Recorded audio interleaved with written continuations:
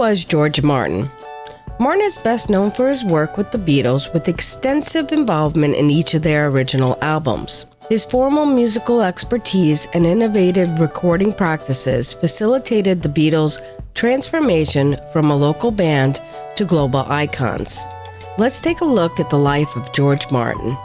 George Henry Martin was born on January 3, 1926. He grew up in Highbury, London, in a modest family and was the son of a carpenter. Martin went to a number of London schools as a child, including St. Joseph's Roman Catholic Primary School. Martin's interest in music and writing started at a young age. The only formal musical education Martin had as a child was 8 piano lessons. He kept up with the piano on his own, though, and by his teens he led a small combo called the Four Tune Tellers.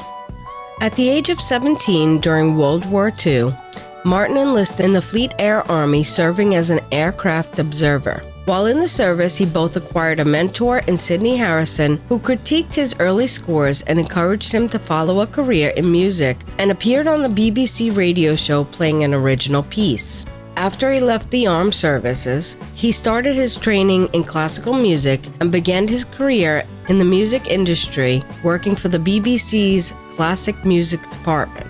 He began composing his own songs with an eye toward someday writing film scores. Sidney Harrison encouraged him to enter the Guildhall School of Music in London, where Harrison taught and arranged an audition. Martin passed and studied for 3 years at Guildhall, paying for this with his veterans grant and studying the oboe as a second instrument. Interestingly enough, this was a significant connection with Jane Asher's mother at the time.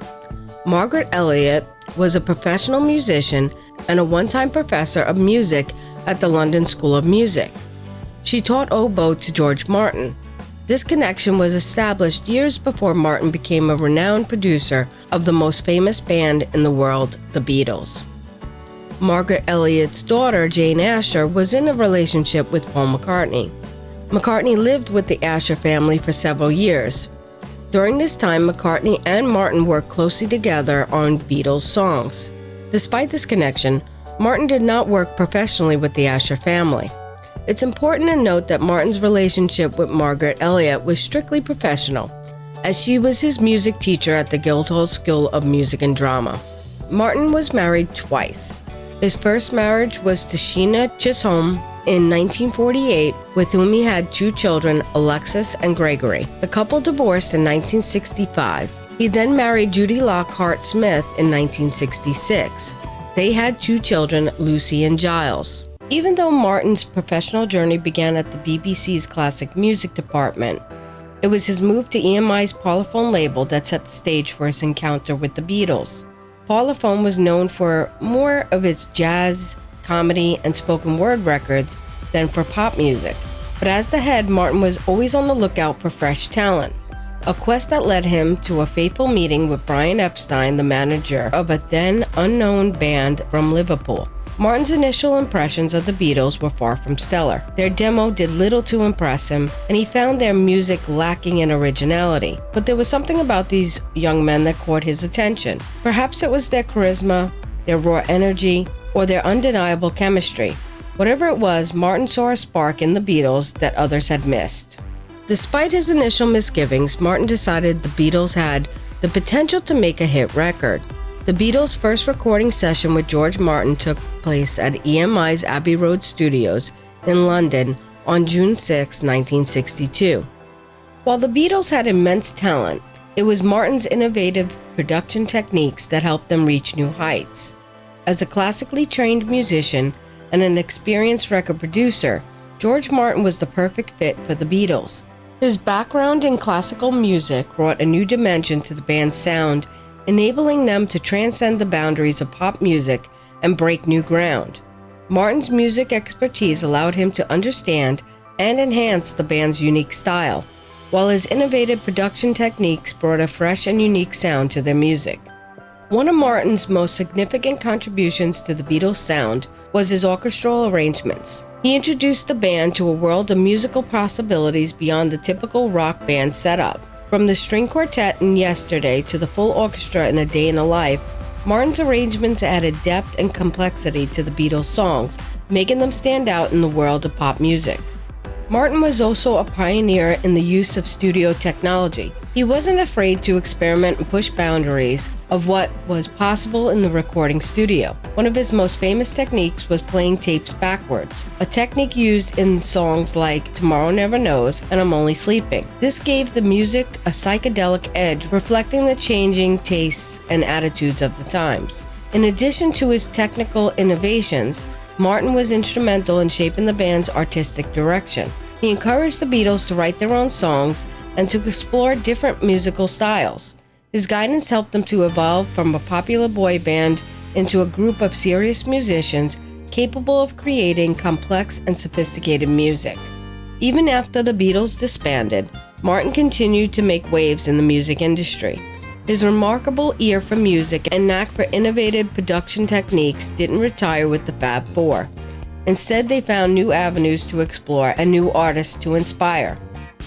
The 70s saw Martin spreading his wings, working with a diverse range of artists. From the silky melodies of America to the edgy rock of Cheap Trick and the timeless charisma of Elton John, Martin's Midas touch was evident. It was during this period that he produced Jeff Beck's Blow by Blow, an instrumental album that was widely considered a masterpiece. In addition to his production work, Martin established the Associated Independent Recording Studios, called AIR, in the late 60s.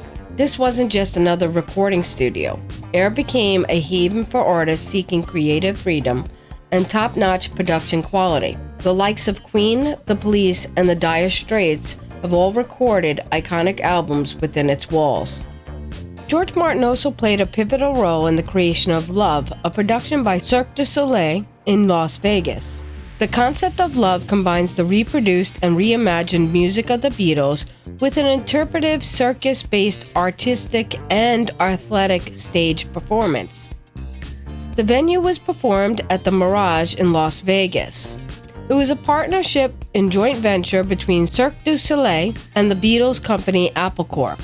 George Martin and his son Giles took an unprecedented approach while working on this project. They worked with the entire archive of the Beatles recordings to create the musical component for Love. The show samples 120 songs to create 27 musical pieces. These songs are mixed to create a unique and captivating sound collage for the production. The project emerged from discussions in 2000 between George Harrison and his friend Guy Lamberti, one of the circus founders. After 3 years of negotiations involving surviving Beatle members, their widows, and Apple Corp, an agreement was reached. The gala opened on June 30, 2006, witnessed a remarkable reunion of the Beatles family, including Paul McCartney, Ringo Starr, Yoko Ono, Cynthia Lennon, Julian Lennon, Olivia and Danny Harrison, and George Martin himself. George Martin's legacy was already secure, but Love allowed him one last encore. His miraculous work with the Beatles' extensive catalog left an indelible mark on this Las Vegas production. The soundtrack for Love is a testament to his unparalleled approach to music for the stage, blending iconic Beatles tunes in innovative ways.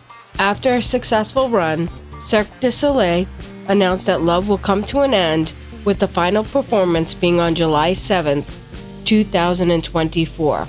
Martin also worked with some of the Beatles after the Beatles broke up. He worked with Ringo on Sentimental Journey in 1970 and Photograph, The Best of Ringo Starr in 2007. But mainly he worked with Paul McCartney. He did have some work on Ram, Live and Let Die, Tug of War, Ebony and Ivory, Say Say Say, Pipes of Peace, Give My Regards to Broad Street, Press to Play, Flowers in the Dirt, In the World Tonight, Flaming Pie. He also worked with Yoko Ono on some of John Lennon's later work, John Lennon Anthology in 1998, Working Class Hero, A Definitive Lennon, 2005, and John Lennon in Performance in 2009. All of this doesn't include the work with the surviving Beatles producing the anthology series. George Martin played a significant role in the Beatles Anthology Project. The Anthology Project was initiated in 1989 by the three surviving Beatles, along with Yoko Ono and their Apple aides. The aim was to create a definitive television history of the band told by the Beatles. George Martin supervised parts of the anthology project in 1994 and 1995. Despite his hearing problems, he managed to produce and direct the anthology series, providing a comprehensive documentary and a compilation of the Beatles' history. However, due to his age and the challenges it presented, Martin did not produce the new recordings included with the compilation. This task was given to Jeff Lynne.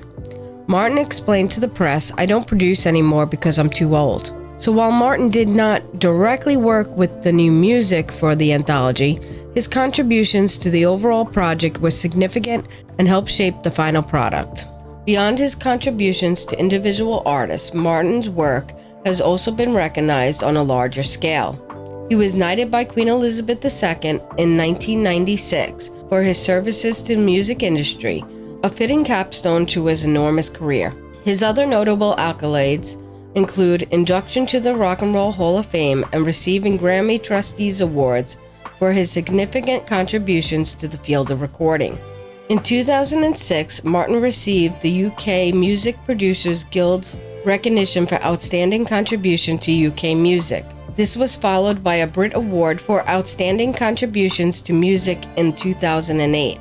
Martin's influence extended far beyond the Beatles, shaping the sound of countless artists and leaving an indelible mark on the music industry. His career post-Beatles is a testament to his versatility, his innovative spirit, and his unwavering commitment to creating music that stands the test of time. George Martin passed away in 2016, but his legacy lives on. His impact on the music industry is undeniable and as monumental as his towering figures he worked with, including the legendary Beatles. Martin was more than just a record producer. He was an innovator, a visionary who dared to push boundaries of what was considered possible in music production. He introduced groundbreaking techniques, from reverse tape loops to the incorporation of orchestral elements. His love for the unconventional brought a unique edge to the Beatles' music, essentially shaping what we know as their signature sound. Consider the haunting beauty of Eleanor Rigby, the psychedelic journey that was Strawberry Fields Forever, or the epic grandeur of A Day in a Life. These aren't just songs, they're sonic masterpieces, each bearing the unmistakable touch of George Martin. With his keen ear and technical prowess, Martin elevated the role of a producer, turning the record studio into a creative playground. He demonstrated that a producer could be a collaborator, a co-creator, and not just a passive facilitator. This shift in perspective has had a profound influence on the music industry, shaping the way artists and producers collaborate to this day. In the wake of his death, tributes poured in from various artists, attesting to the immense contribution. Paul McCartney called him a second father, while Ringo Starr thanked him for his loving kindness. Artists from different generations, from Elton John to David Grohl, expressed their admiration for Martin, a testament to his enduring influence. And so even after his passing, George Martin's spirit continues to resonate within every note, every melody, every song he touched. He continues to inspire musicians and producers around the globe, proving that innovation and creativity knows no boundaries. While George Martin may no longer be with us, his influence continues to reverberate through the music industry, ensuring his legacy will never fade. Hey everyone, I hope you enjoyed today's video. I want to take a moment to talk to you about something that means a lot to me. As you know, I've been pouring my heart and soul into creating content for this channel. I'm genuinely passionate about what I do, and I strive to bring you the most accurate and engaging content possible. Unlike AI-produced videos that sometimes get the facts wrong and lack a human touch, I'm here. I'm a real fan just like you, putting in the effort to make content that resonates with all of us. Whether it's sharing insights, discussing topics that matter to us, or simply having fun and enjoying our shared interest in the Beatles, I aim to create the content that you'll love and find valuable. So if you appreciate genuine, passionate dedication and the content that's created with love and care, I'd be incredibly grateful if you would hit that subscribe button and help our community grow. Thank you so much for your support. Together we can make this channel a fantastic place for all of us to connect, share, and enjoy the Beatles. Thanks so much.